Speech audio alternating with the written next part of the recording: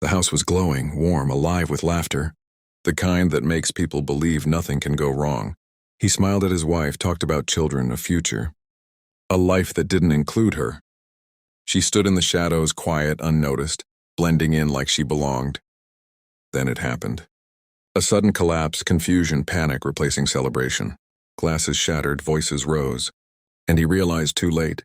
The life he took for granted was crumbling quietly before him. No tears, no warnings, just silence. And the truth finally speaking. What would you do if love took everything from you? And betrayal rewarded the one who hurt you? She met him at a time when her life was still open, when the future felt wide and forgiving, when love sounded like a promise rather than a risk. He came into her world quietly, without drama, without force, carrying the kind of charm that did not shout, but settled gently into the heart. He listened when she spoke. He remembered small details. He called her beautiful without making it sound cheap. To her he felt safe, and safety quickly became devotion. Their relationship grew slowly at first, as real relationships often do, rooted in shared afternoons, late conversations, and laughter that filled empty spaces she did not know existed. He spoke often about the future, not in bold declarations but in subtle suggestions. He talked about marriage as something certain but distant, like a destination they would reach when the time was right. She believed him because she wanted to, and because nothing in his voice suggested deception. When the first pregnancy happened, it was unexpected, frightening, and overwhelming. She cried not because she did not want the child, but because she was afraid of losing him. He told her it was not the right time. He spoke of unfinished goals, of pressure, of how one mistake could ruin everything they were building. He promised her that it would only be once, that marriage would come soon, that this sacrifice would secure their future. She trusted him. The clinic smelled of disinfectant and silence. She held his hand until the nurse called her name, and when it was over, he kissed her forehead and told her she was strong. She went home with pain in her body and hope in her heart, believing that love sometimes demanded difficult choices. But life repeated itself, and so did his promises. Each time she became pregnant, he reacted the same way, with worry carefully masked as concern, with reassurances carefully wrapped in affection.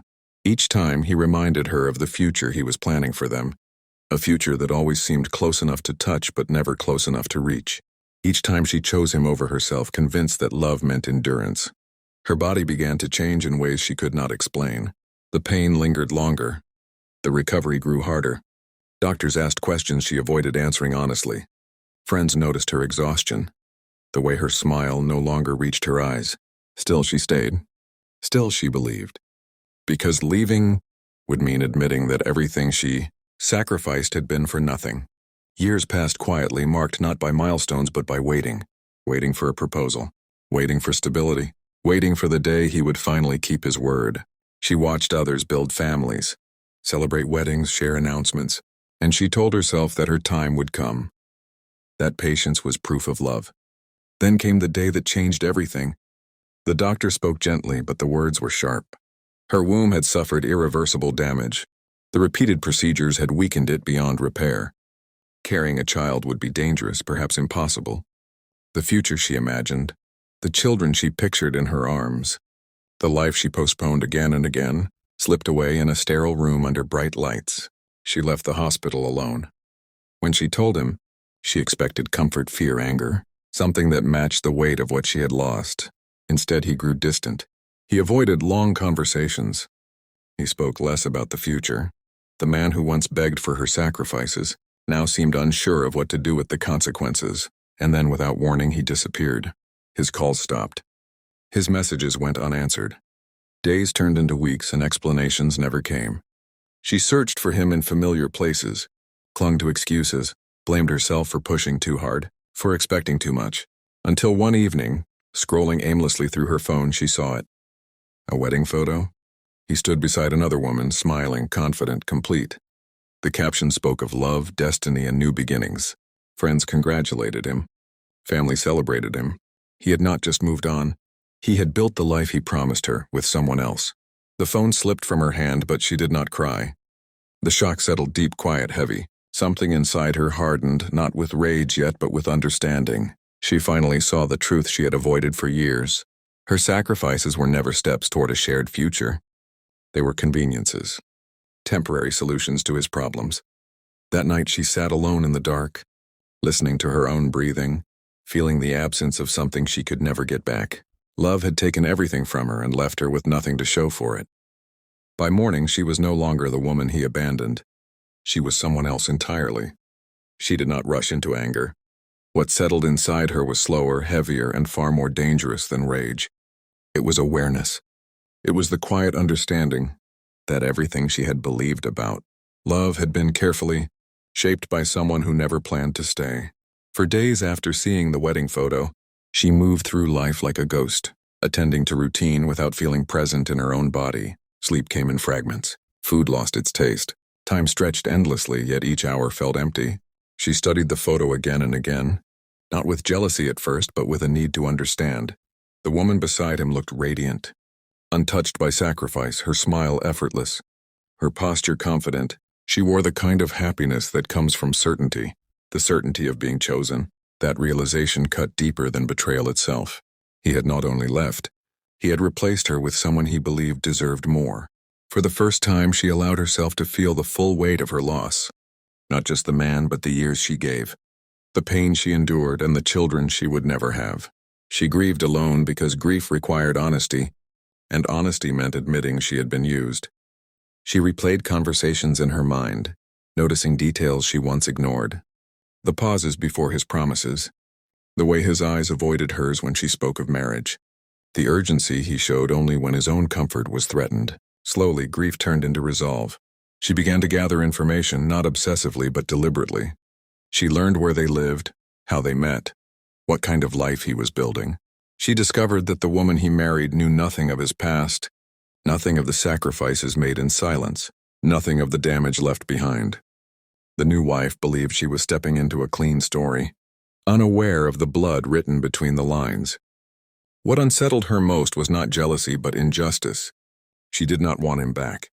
That desire had died quietly in the hospital room when her future was taken from her. What she wanted now was balance. If her life had been permanently altered by his choices, then his happiness should not remain untouched. The thought did not arrive as violence. It arrived as fairness, shaped by pain and rationalized by suffering. She waited. Patience had always been her strength, and she used it again, this time for a different purpose. She allowed months to pass, letting emotions settle, letting anger sharpen into clarity. She observed from a distance, learning the rhythms of their household. The way his wife left early in the morning, the times she was alone, the small habits that made the home vulnerable. Then opportunity presented itself quietly. Through a distant connection, she learned that the wife was searching for domestic help, someone trustworthy, someone discreet, someone with no visible ties to the past. The idea did not excite her at first. It frightened her. She understood the weight of what she was considering. But fear no longer stopped her. Fear had already taken too much. She changed her appearance subtly, cutting her hair, softening her voice, reshaping her identity just enough to be unrecognizable. When she walked into the interview, she carried humility carefully, presenting herself as calm, reliable, invisible. The wife welcomed her warmly, unaware that the woman standing before her had once shared years, secrets, and a body with the man she loved. He was not home when she arrived. That was intentional. She stepped into the house slowly, feeling the walls close around her, feeling the reality of his new life press against her chest. Photos lined the shelves. Their wedding portrait stood proudly in the living room. She forced herself to look without flinching. This was no longer about emotion. This was about witnessing the truth. When he finally walked through the door that evening, time seemed to pause. He looked at her briefly, casually, without recognition. He greeted his wife, kissed her cheek, spoke about his day.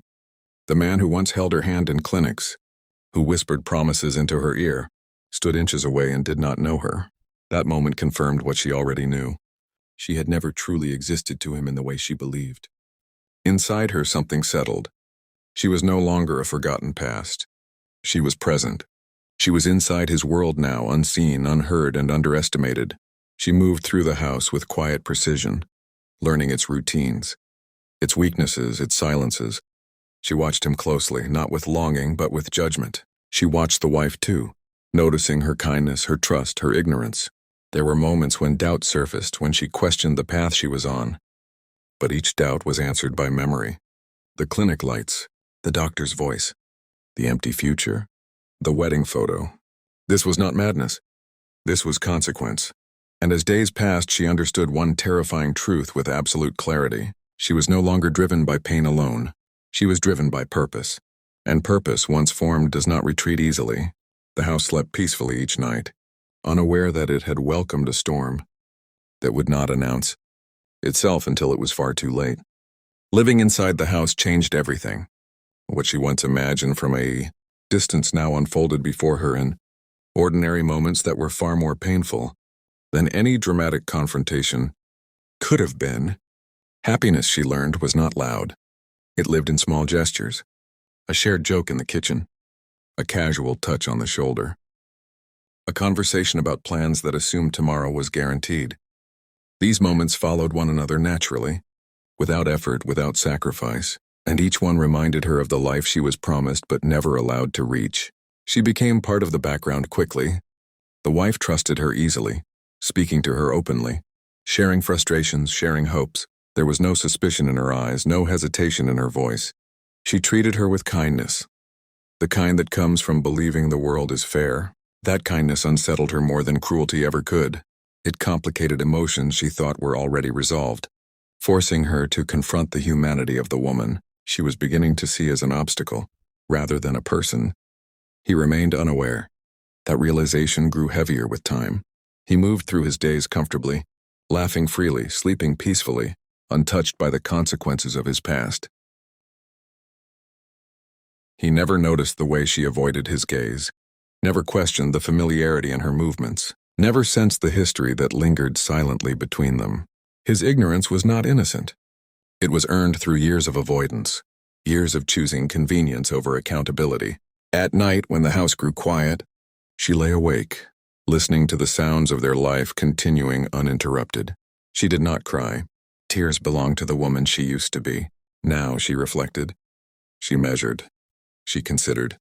The pain had not disappeared, but it had changed shape, turning inward, becoming something colder and more precise. She began to understand the wife better, not through words, but through observation. She saw how deeply she loved him, how completely she trusted him. She spoke often about the future, about children, about stability, about growing old together. Each mention of motherhood landed heavily, not as jealousy, but as loss. It was not the wife's fault that her dreams were intact, but the unfairness of it pressed relentlessly against her chest. There were moments when she almost spoke, moments when the truth sat on her tongue, heavy and burning, ready to spill, but she swallowed it every time. Revealing herself would end everything too quickly. It would release him from guilt through confrontation. It would turn her into an angry ex, easily dismissed, easily erased. Silence gave her power. Silence allowed her to remain unseen. As weeks turned into months, she noticed subtle changes within herself. The house no longer felt foreign. She moved confidently through its spaces, memorizing its routines, its rhythms, its vulnerabilities. She understood when the wife was tired, when she was distracted, when she was alone. She understood when he was absent, both physically and emotionally. Knowledge accumulated quietly like water behind a dam. Still, she hesitated, not because she doubted her anger, but because she recognized the finality of action. Once crossed, there would be no return. The weight of that understanding kept her still, suspended between memory and consequence. She often asked herself whether walking away would bring peace, whether leaving them untouched would allow her to rebuild what remained of her life. But every attempt at imagining freedom ended the same way, with emptiness, with unanswered questions, with the knowledge that the man responsible would continue unburdened, while she carried the scars alone. Forgiveness, she realized, was a luxury offered to those who had not lost everything. The turning point came quietly. One evening, she overheard a conversation she was never meant to hear. The wife spoke excitedly about a doctor's appointment, about hope, about the possibility of starting a family soon. He responded with enthusiasm, with certainty, with words that once belonged to her. He reassured her gently, confidently, as though fatherhood had always been part of his plan. Something inside her cracked. It was not anger. It was recognition. He had learned nothing. He felt no responsibility for the damage he caused. He had simply moved forward, carrying no weight, leaving her to bear the consequences alone. That moment stripped away the last trace of doubt she carried. From that night on, her purpose sharpened. She no longer questioned whether her actions were justified. She questioned only timing. She waited for the right moment, for circumstances that would allow her to act without interruption, without witnesses, without immediate suspicion. She planned not with excitement, but with calm determination, as though fulfilling a necessary task. The house remained unaware. Laughter continued. Plans were made. Life unfolded confidently, assuming safety where none truly existed. And she moved through it all with quiet control, her presence unnoticed, her intentions hidden behind routine. By the time the wife sensed something was wrong, it would already be irreversible. And deep within herself, she accepted a truth she could no longer escape. Love had not turned her into a monster. Betrayal had taught her that mercy was optional, and silence had given her the space to decide how much pain the truth deserved. The decision did not announce itself with drama. It arrived quietly, settling into her thoughts with the certainty of something long overdue. From that point on, every movement she made inside the house carried intention. She woke earlier than usual. She listened more carefully. She paid attention to details she once ignored, understanding that moments, not plans, would determine everything that followed. The wife grew increasingly hopeful in the days that followed the conversation she overheard. Her happiness filled the house in a way that felt almost fragile, as though it might shatter if touched too hard. She spoke often about the future now, about changes she wanted to make, about becoming more careful with her health. She trusted easily, believing that the world around her was kind because her life had been kind to her so far. That trust became the most dangerous thing in the room. She noticed how the wife relied on her more, how she accepted help without hesitation, how she shared meals without concern. The house had learned her presence so well that it no longer registered her as separate. She was part of the structure now, like furniture that had always been there, unseen unless missing. He remained distant without realizing it. Work occupied him. Routine absorbed him. He did not see the shift in the air, the subtle tension that began to creep into the spaces between conversations. He assumed peace because nothing demanded his attention. That had always been his weakness. He believed silence meant safety. On the evening it happened, nothing seemed unusual. The wife laughed at something trivial. She spoke about plans for the weekend. The house breathed calmly, unaware that a line was about to be crossed that could never be erased. She moved with care, steady and controlled, aware of every sound, every glance, every second passing. There was no rush. There was no fear, only clarity. When the moment arrived, it felt smaller than expected. No grand gesture, no dramatic confrontation, just a quiet act carried out within ordinary routine. The simplicity of it struck her deeply. Lives, she realized, did not always change with noise. Sometimes they ended softly, without warning, without resistance. The wife began to feel unwell later that night. At first it seemed minor, fatigue, discomfort, something easily dismissed. He reassured her casually, suggesting rest, offering comfort without urgency. As time passed, her condition worsened. Confusion replacing calm, pain replacing conversation. Panic entered the house too late, clumsy and unprepared. She watched from a distance as concern turned into fear. There was no satisfaction in that moment, only inevitability. She felt neither joy nor regret, only a strange sense of completion, as though something unfinished had finally reached its end. The wife's trust, once warm and generous, faded into confusion and then into silence. When help finally arrived, it arrived to absence. The house that once held laughter now held shock. Voices rose. Questions collided. Time fractured. He stood frozen, unable to understand how a life he took for granted had slipped away without warning. Grief hit him in waves, each one heavier than the last, dragging guilt to the surface whether he was ready to face it or not. She remained calm. She answered questions simply. She behaved as expected. No tears, no hysteria. Her quietness blended easily into the chaos, mistaken for shock, for sadness, for loyalty. No one noticed her breathing steady while others collapsed under the weight of what had happened. Days passed in confusion and mourning. The house transformed into a place of absence. The wife's belongings remained untouched. Her voice echoed in memories that refused to settle. He wandered through rooms like a stranger, confronted by a loss he never imagined possible. And slowly, as grief softened into reflection, Guilt began to sharpen. He thought about the past, about choices he avoided, about promises he broke, about people he left behind without explanation. For the first time, his happiness felt undeserved. For the first time, silence did not protect him. It accused him. She watched him carry that weight quietly. She did not reveal herself.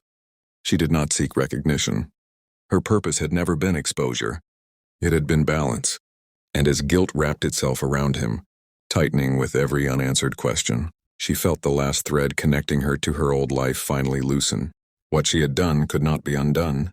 But for the first time since the hospital room, since the doctor's words, since the wedding photo slipped from her hand, she felt something close to stillness. Not peace, not relief, just the absence of waiting. The house would never recover. Neither would he. And she, having crossed the line she once feared, understood fully what it meant to live with irreversible choices. The world did not stop. The consequences did not announce themselves loudly. They simply settled, permanent and unyielding, shaping every future that followed. The days after the burial moved slowly, as though time itself had been injured by what had happened inside that house. Mourning followed a predictable rhythm, one she understood well enough to follow without drawing attention. Visitors came and left. Voices softened. Faces carried sympathy that faded the longer they stayed. Grief, she noticed, demanded performance. And she performed it carefully, standing in the right places, lowering her head at the right moments, allowing silence to speak on her behalf. He unraveled quietly. There was no dramatic collapse, no public breakdown. Instead, guilt settled into him like a second skin. He stopped sleeping properly. His eyes lost focus. He spent long hours sitting alone, staring at nothing, replaying moments he could not change. Regret crept into his thoughts, not loudly but persistently, asking questions he could no longer ignore. What if he had noticed earlier? What if he had listened? What if he had protected what he was given? For the first time in his life, the past demanded accountability. She saw it in the way he flinched at memories, in the way his voice cracked when her name was mentioned. She saw it when he avoided rooms they once shared, when he hesitated before entering the kitchen, when he reached instinctively for a phone he no longer needed to call. The life he built with confidence had collapsed without explanation, leaving him suspended in confusion and blame. Still, she said nothing. Silence remained her final protection. The truth lived inside her, heavy and unspoken, shaping every thought, every breath. She understood now that revenge did not end with action. It lingered. It followed. It reshaped the person who carried it. The world around her moved forward, but something inside her remained fixed at the moment she crossed the line. Eventually, questions arose. Not accusations, not certainty, but curiosity. Doctors spoke carefully. Investigations lingered quietly in the background. Nothing conclusive surfaced. Absence became the explanation. Everyone accepted because it was easier than suspicion. Tragedy, after all, rarely demanded reason. It simply demanded mourning. When the time came for her to leave the house, it happened without ceremony. He thanked her distractedly, barely meeting her eyes. His grief had consumed him completely. She packed her things slowly, walking through rooms she knew would never feel whole again. The walls held memories now soaked in loss. She paused briefly at the doorway, not to look back, but to acknowledge what had ended there. Not just a life, but an illusion. Outside, the world continued untouched. Traffic moved. People laughed. Children played. Life showed no sign of understanding what had occurred behind closed doors. That realization struck her deeply. Pain, she learned, was personal. The world did not pause for it. Justice, if it existed, was not always visible. Not always fair, not always redemptive. She began again somewhere else, carrying no photographs, no reminders, no evidence of the woman she used to be. She avoided familiarity. She avoided attachment. Love had taught her its price, and she was no longer willing to pay it. The future stretched before her, uncertain and quiet, shaped not by hope but by survival. At night, sleep did not come easily. When it did, it carried fragments of memory. Hospital lights. Wedding photos. A house filled with laughter that was never meant for her. She woke often, not in fear but in awareness. What she had done could not be justified away. But neither could what had been done to her. The truth existed somewhere between guilt and consequence, unresolved and permanent. There were moments when she wondered if she would confess someday. Not to authorities, not to strangers, but to herself fully and without excuse. She understood that confession did not always bring forgiveness. Sometimes it only clarified the cost. She carried that weight quietly, knowing that accountability did not always arrive through punishment. Sometimes it arrived through memory. He would live the rest of his life haunted by absence, by questions he could never answer, by a loss that forced him to confront the damage he once ignored. She would live hers shaped by a single choice that closed one path forever while opening another she never planned to walk. Neither of them escaped unchanged. The story did not end with justice. It did not end with peace. It ended with truth settling slowly into place, shaping futures without asking permission. Love had promised everything and delivered ruin. Sacrifice had been demanded and discarded. Revenge had brought balance but not relief. And somewhere between regret and consequence, a woman who gave up her womb for love learned that some betrayals do not fade with time. They wait, they grow, and when they finally speak, they do so in ways that cannot be taken back.